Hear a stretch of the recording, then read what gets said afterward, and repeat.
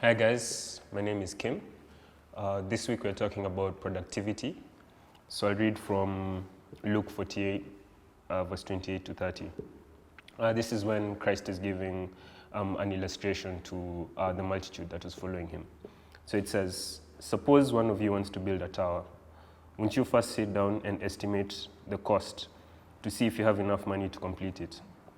For if you lay the foundation and are not able to finish it, everyone who sees it will ridicule you, saying, this person began to build and wasn't able to finish.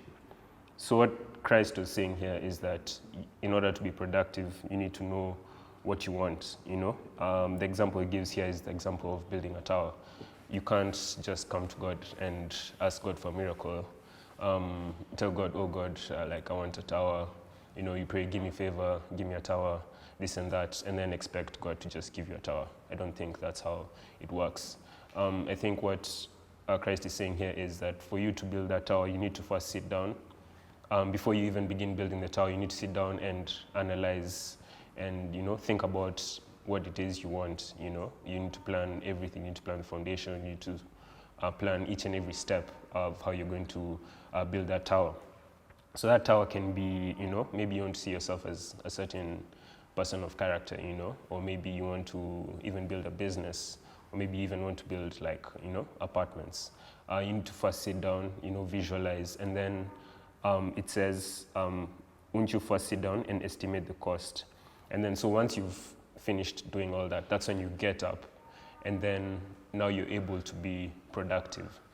So the next thing Christ says is you need to estimate the cost to see if you have enough money. So for example, if you want to be like that person, a certain type of character, maybe the cost in this situation is you need to cut off some friends, Maybe if you're trying to build apartments, maybe the cost is you need to cut off maybe friends who, you just talk about football the whole day, and maybe you need to engage with people who are on that line. So that's a cost you need to consider.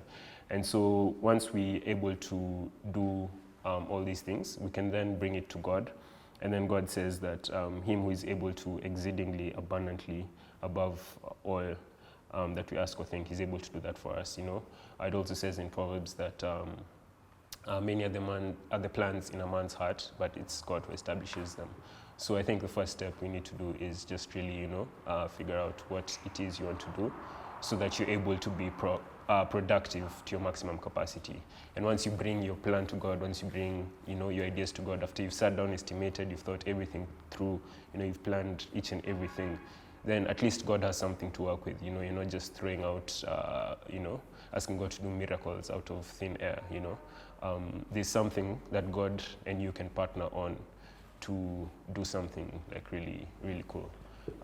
So that's the word that's what I have today. I pray that you have a great week and be blessed.